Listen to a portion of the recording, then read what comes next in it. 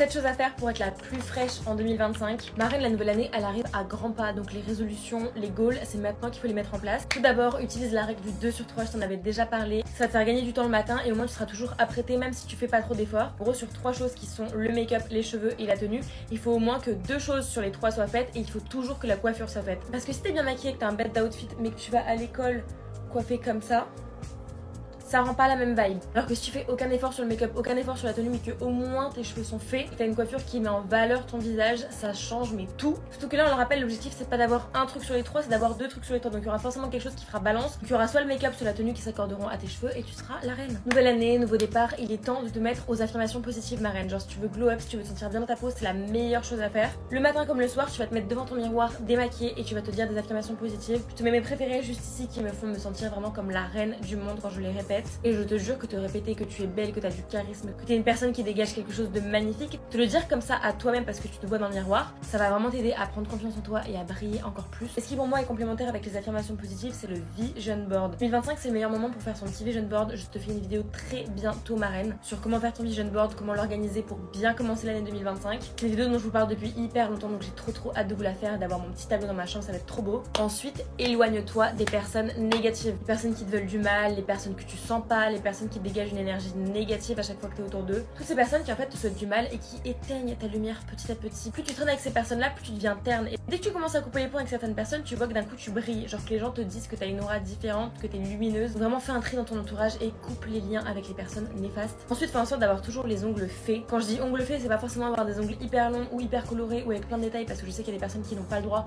ou qui par rapport à leur travail ou par rapport à leurs activités ne peuvent pas avoir des ongles longs et colorés, mais au moins avoir les ongles propres. Même si tu veux pas mettre de vernis ni rien, au moins de faire une petite manucure toutes les 2-3 semaines, genre couper tes petites cuticules, mettre de l'huile sur les cuticules, prendre soin de tes mains, mettre de la crème pour les mains tous les jours. La crème pour les mains c'est hyper important, surtout là l'hiver vu que l'air est sec, comment ça sèche les mains, comment ça les gèle avec le froid, c'est horrible. Ensuite, fais de l'exercice. L'année 2025, année du renouveau, année des bonnes résolutions. Inscris-toi au pilates, ou alors à la salle, ou alors à la danse. Fais du sport au moins une fois par semaine. Au collège, on avait 2 fois par semaine du sport. T'imagines ou pas à quel point on pouvait se dépenser, on pouvait transpirer. Je vous apprends rien en fait, ça fait du bien à la santé de faire du sport. Et même si t'es pas très sportive, juste au moins marche ou cours, ou par exemple, prendre les escalators, prends les escaliers le plus souvent possible. Mais je te jure que moi, c'est en regardant mes 1 an jour pour jour, je me suis rendu compte que j'ai jamais eu une peau aussi belle, aussi lumineuse que quand j'étais à la salle de sport. Je suis pas du tout une gym, mais fut un temps, il y a 2 ans, j'allais à la salle de sport et ma peau, elle était mais tellement belle parce qu'en fait le fait de transpirer, j'ai l'impression que ça nettoie les pores.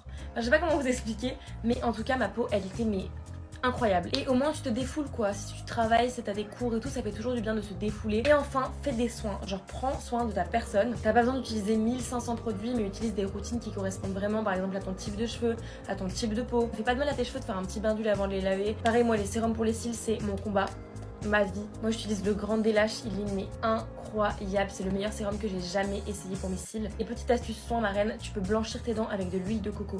Il faut prendre une cuillère à soupe d'huile de coco. Tu fais comme ça dans ta bouche, genre t'en mets un peu partout, tu ne l'avales pas et ensuite tu recraches. Et si tu fais ça assez souvent, ça blanchit les dents naturellement.